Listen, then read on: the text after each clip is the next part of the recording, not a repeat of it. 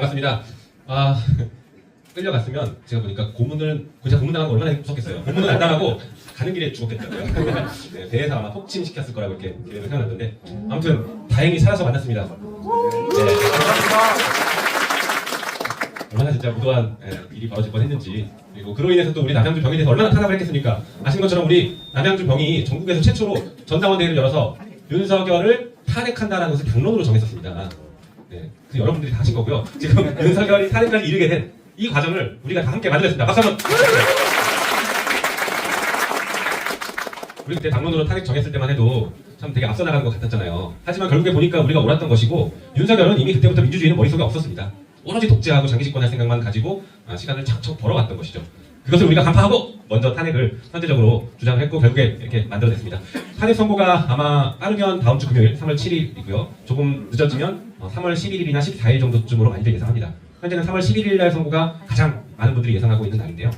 어쨌든 기존에 박근혜 탄핵 때 비춰보면 최후 변론하고 나서 한 11일 지나서 선고를 했습니다. 근데 이번 윤석열 사건은 박근혜 때보다 쟁점이 더 적고 사건도 더 적습니다. 그때 박근혜 때는 쟁점 5가지, 사건이 4개였습니다. 그래서 우리는 쟁점이 4개고 사건은 1개. 사건이 몇 개인가가 중요한데 사건이 하나라서 입증의 시간이 굉장히 줄어들죠. 단축되죠. 그래서 지난 박근혜 때보다는 빨리 선고해도 아무런 이상이 없을 정도로 단순한 사안이라서 3월 7일도 많이 좀 기대를 해볼 수 있을 것 같습니다. 어쨌든 우리가 그 선고 결과가 좋게 나오기 위해서는 우리가 오늘도 이제 당장에 나가는데 많이 노력을 해야 될 것 같아요. 잘 아시는 것처럼 헌법재판소는 기록을 보지 않고 창밖을 본다라는 말이 있습니다. 무슨 얘기냐면 법리적인 판단보다는 정치적인 판단을 우선시하는 곳이다라는 의미예요.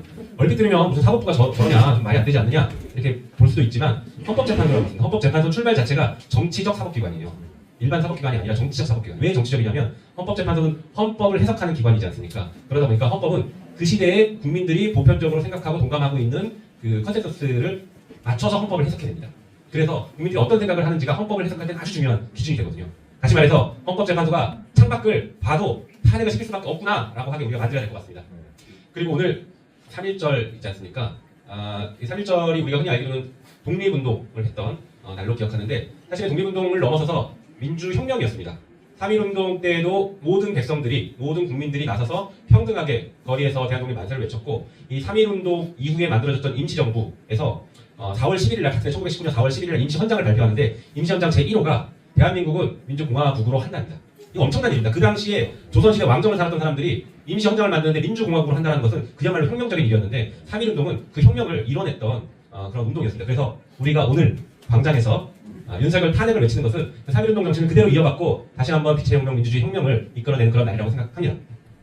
한 가지만 좀 짧게 말씀드려볼게요. 얼마 전에 권한쟁의 심판이 있었습니다. 권한쟁의 심판 보면은 권한쟁의가 2개 있었는데요. 하나는 마은혁 재판관을 임명하지 않는 것이 위헌이다, 이렇게 판단을 했죠. 또 하나는 선관위, 맞습니다. 감사원이 선관위를 직무감찰하는 것은 위헌이다라고 봤습니다. 왜 위헌일까 싶은데 보면 맞습니다. 헌법기관인 선관위에 대해서는 감사원이 직무감찰할 헌법상 권한이 없다라는 것입니다. 이렇게 직무감찰도 위헌인데 계엄군이 총칼을 들고 들어가서 영장도 없이 압수수색했다라고 하면 더 큰 위헌이겠죠. 네, 그래서 헌법재판소가 앞으로 파면 결정, 윤석열 탄핵과 관련해서 중요한 사전 판단을 미리 해둔 것으로 우리는 충분히 해석할 수 있습니다. 그리고 방금 말씀드린 마은혁을 임명하지 않는 것 자체도 위헌이라고 봤기 때문에 이것은 나중에 한덕수 탄핵에도 같은 쟁점이 있거든요. 한덕수 탄핵도 인용될 가능성이 조금 더 높아졌다, 이렇게 볼 수 있습니다. 그래서 이런 일련의 과정들을 보면 윤석열 탄핵은 인용될 가능성이 점점 높아지고 있다라고 생각합니다. 그리고 이건 뭐 저의 그냥 해석이긴 한데, 잘 아시는 것처럼 헌법재판소를 지금 문영배 권한대행이 이끌고 있습니다.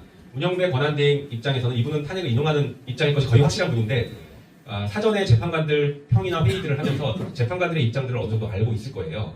그래서 만약에 이게 인용이 아니라 기각 확률이 높다 혹은 기각 확률이 생긴다라고 하면 권한쟁의를 먼저 판결했을 가능성이 높습니다.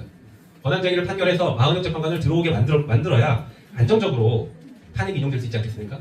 그런데 최후 변론 이후에 권한쟁의를 선고를 했어요. 이것도 다 문영배 재판관이 하는 거거든요. 소장 대행이니까. 최후 변론 이후에 했다는 것은 이미 이 안정적으로 탄핵 인용 가능성을 문영배 재판관은 읽었다라고 해석할 수 있습니다.